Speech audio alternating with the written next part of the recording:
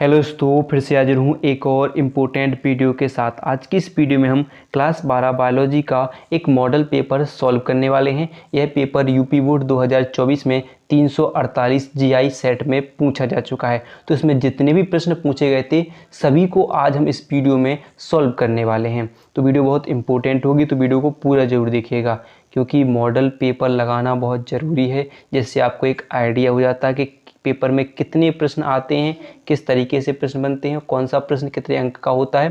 तो important video है, तो वीडियो को पूरा जरूर देखिएगा और हो सके ज़्यादा से ज़्यादा मॉडल पेपर आप लगाइए, क्योंकि पेपरों को बस दो तीन महीने बचे हैं। तो जितने ज़्यादा हो सके मॉडल पेपर सॉल्व कीजिए। तो आइए हम स्टार्ट करते हैं। तो वीडियो को पूरा जरूर देखना है, पसंद आए तो लाइक करना, ज़्यादा से ज़्यादा हो सके शेयर करना है, और नए हो तो सब्सक्राइब तो करना है। चलिए स्टार्ट करते हैं। तो सबसे पहले चलते हैं इसके बहुविकल्पीय प्रश्नों पर। तो बहुविकल्पीय प्रश्नों में पहला प्रश्न पूछा गया था कि पुष्पों में कौन सा अंग स्त्री यानी मादा जनन अंग का प्रतिनिधित्व करता है। तो ऑप्शन थे जायांग, पुमंग, परागकोश या टेपिटम। तो क्या होता है जायांग। आंसर क्या होता है जायांग। बाकी तो ये सब जो भी हैं, देखो ये क्या होता है पुमंग नरभाग होता है, परागकोश भी नरभाग होते हैं।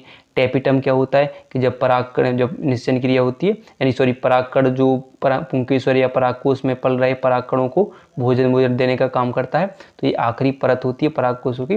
तो इसका हो जाता है, हमें क्या करना है जायांग इसका सही आंसर हो जाएगा।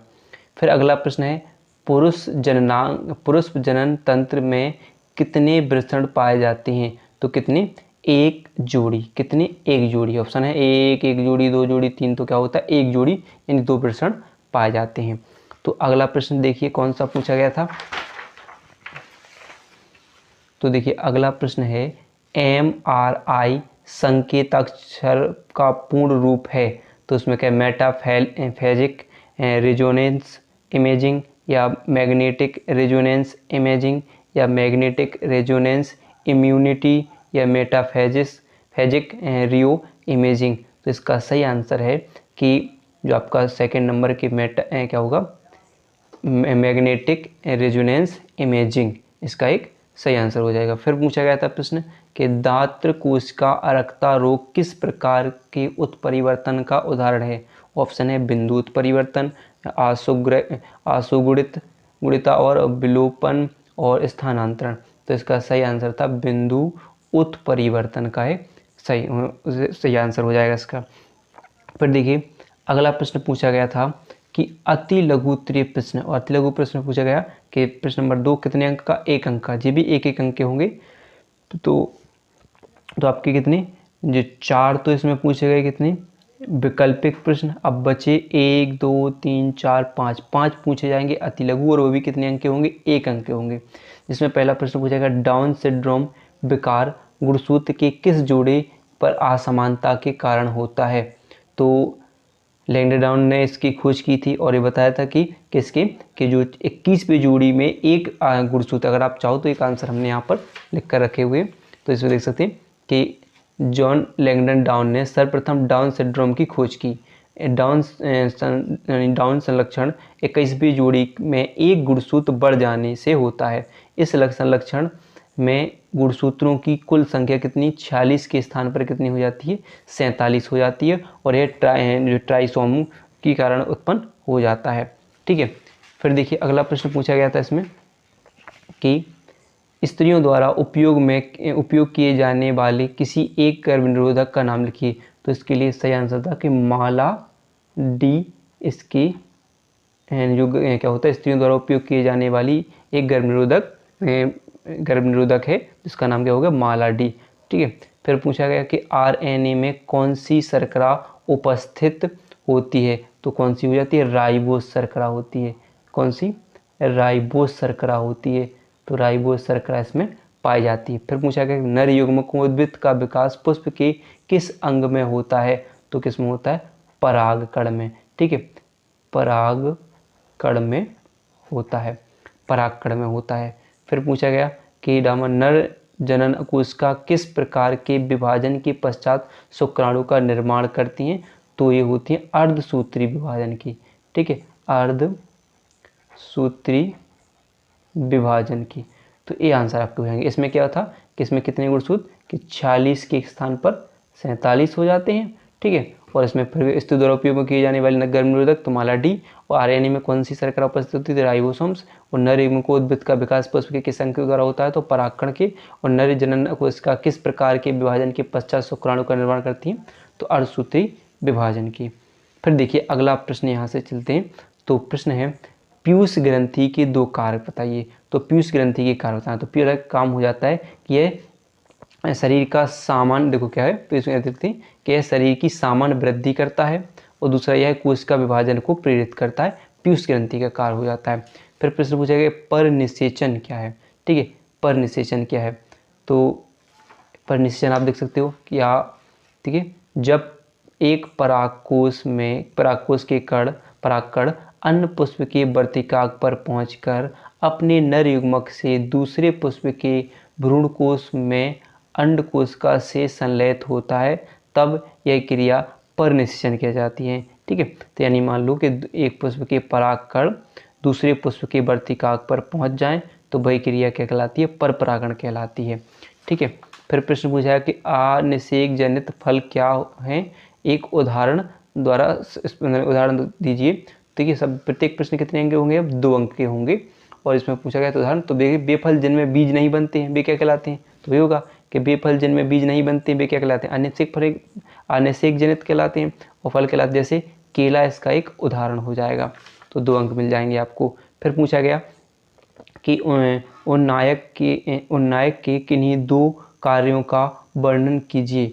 ठीक है, तो उन्नायक क्या थे? उन्नायक के कार्य में पहला देख सकते हैं कि आरएनए पॉलीमरेज अनुबंधन में इसका उपयोग किया जाता है, संरचनात्मक जीनों की अनुलेखन को प्रारंभ करता है। तो एक इसका काम होता है, उन्नायक का काम होता है। फिर क्वेश्चन है कि मानव में किन्हीं 2 लिंग संलग्न रोगों के नाम लिखिए। तो आप तो जानते हो कि वर्णांधता और हीमोफीलिया। ठीक है, हीमोफीलिया 2 वर्णांत रोग होते हैं।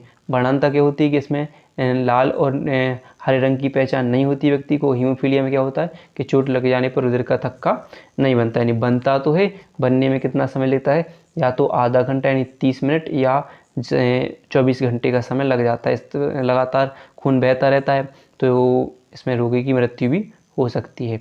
ठीक है, एक सामान्य मनुष्य में बनने के लिए रुधिर का थक्का ज़्यादा से ज़्यादा 2 से 5 मिनट या 8 मिनट का समय लगता है और रुधिर का थक्का बनने लगता है। लेकिन अगर हीमोफिलिक व्यक्ति है तो उसमें ज़्यादा समय लगता है, तो इससे रोगों की मृत्यु भी हो सकती है खून ज़्यादा बहने से। फिर अगला प्रश्न देखते हैं। तो प्रश्न नंबर 4 है, और अभी प्रश्न कितने अंक के होंगे? 3 अंक के होंगे। जितने भी प्रश्न पढ़ेंगे इसमें 3 अंक के पूछे जाएंगे। यानी इसमें जो आपके मॉडल जैसे जो आपका क्वेश्चन बैंक होते हैं जो आप कहते हैं, तो उनमें देखिए कि कितने लघु उत्तरीय प्रश्न 2 भागों में बटे होते हैं। एक तो 2 अंक वाले होते हैं और एक 3 अंक वाले होते हैं।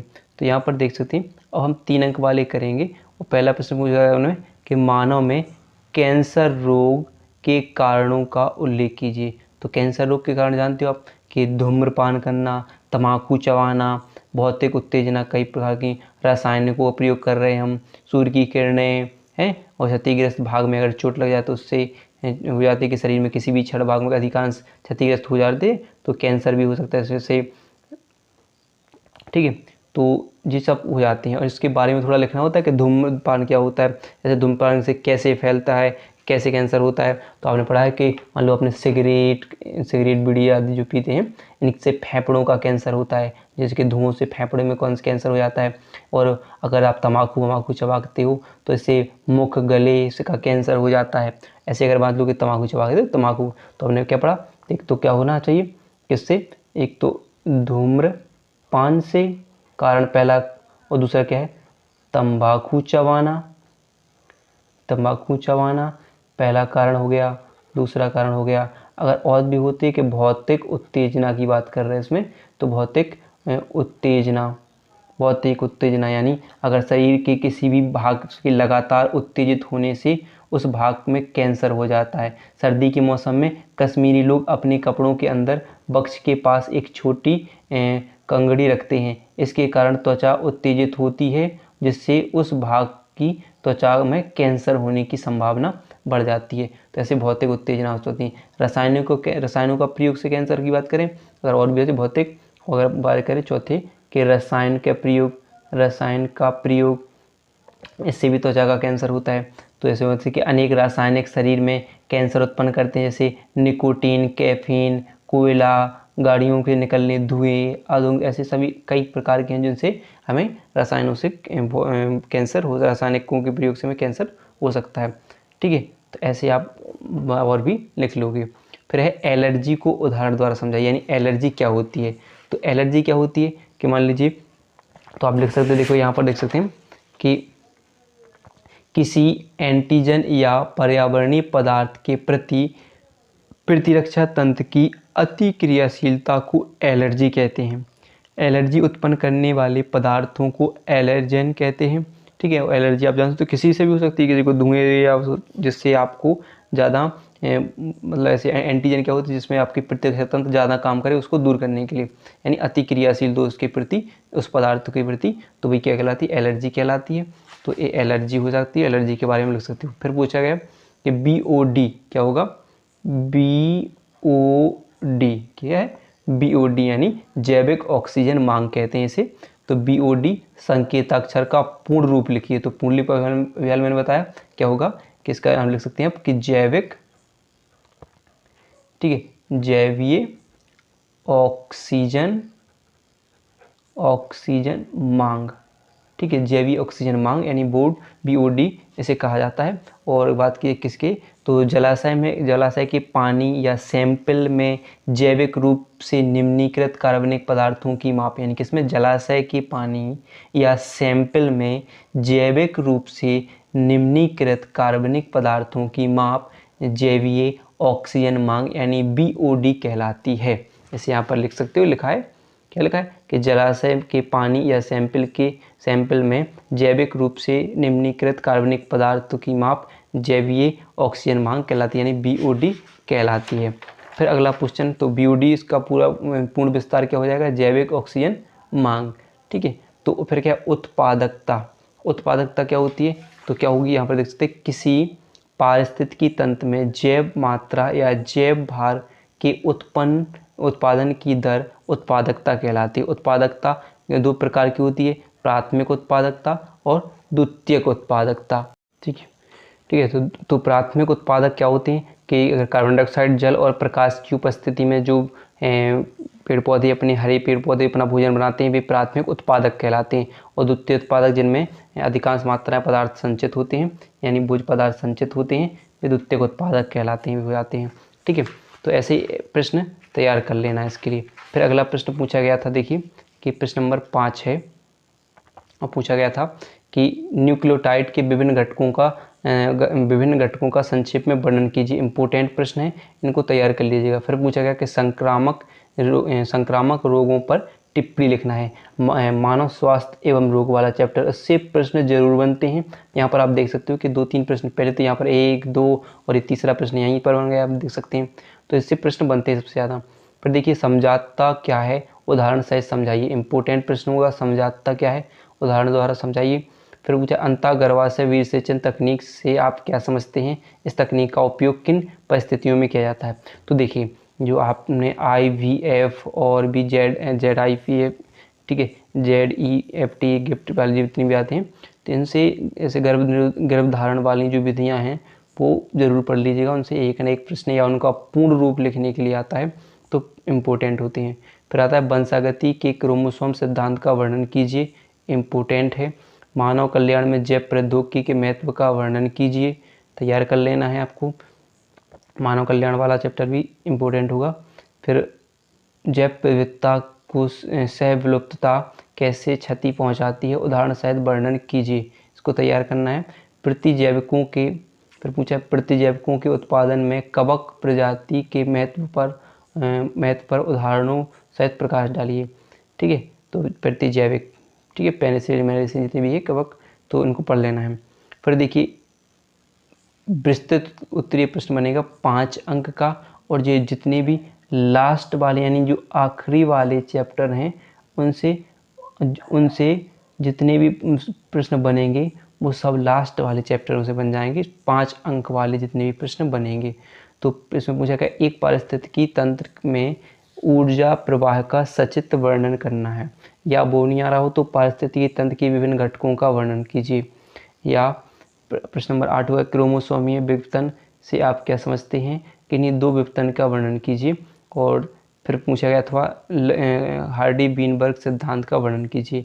अब देखिए, तो इतने आपके 8 प्रश्न पूछे जाएंगे, जिसमें सबसे ज़्यादा लघु उत्तरीय प्रश्न पूछे गए हैं और भी 3 अंक वाले सबसे ज़्यादा लघु उत्तरीय प्रश्न पूछे गए हैं। तो सबसे ज़्यादा लघु उत्तरीय प्रश्न पढ़िए, जो भी पूछे गए 2 अंक वाले 3 अंक वाले, ठीक है, तो इम्पोर्टेंट होंगे लघु उत्तरीय प्रश्न, और जो आपके दीर्घ प्रश्न आएंगे वो 2, ठीक है। तो वीडियो पसंद आई हो तो वीडियो को लाइक और चैनल को सब्सक्राइब करना ना भूलेगा।